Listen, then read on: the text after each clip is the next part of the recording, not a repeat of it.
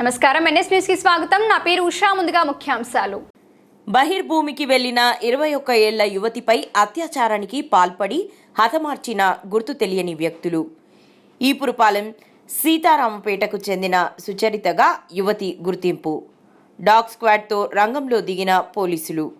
సంఘటనా స్థలంలో డీఎస్పీ ప్రసాద్ నేతృత్వంలో కొనసాగుతున్న విచారణ.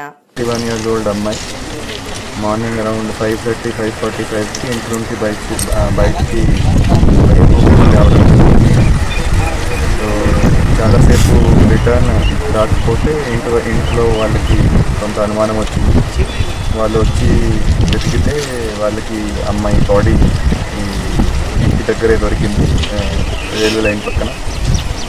సో అమ్మాయికి చనిపోవడం, అమ్మాయి డెడ్ బాడీ ఇక్కడ రైల్వే పట్టాలి దొరికింది. సో దాని మీద కేసు నమోదు చేసి ఈపురపాలెం పోలీస్ స్టేషన్లో మర్డర్ అండ్ రేప్ కేసు నమోదు చేసి దానికి ఇన్వెస్టిగేషన్ స్టార్ట్ చేయడం జరిగింది. ఇక్కడ మేమంతా విజిట్ చేసాము. సీన్ ఆఫ్ క్రైమ్ అమ్మాయి చెప్పలు, ఒక వాటర్ బాటిల్, అమ్మాయి బట్టలు దొరికాయి. సో ఇన్వెస్టిగేషన్ సైంటిఫిక్ లైన్స్ మీద అన్ని కోణాల నుంచి అన్ని ఇన్వెస్టిగేషన్ చేయడం జరుగుతూ ఉంది.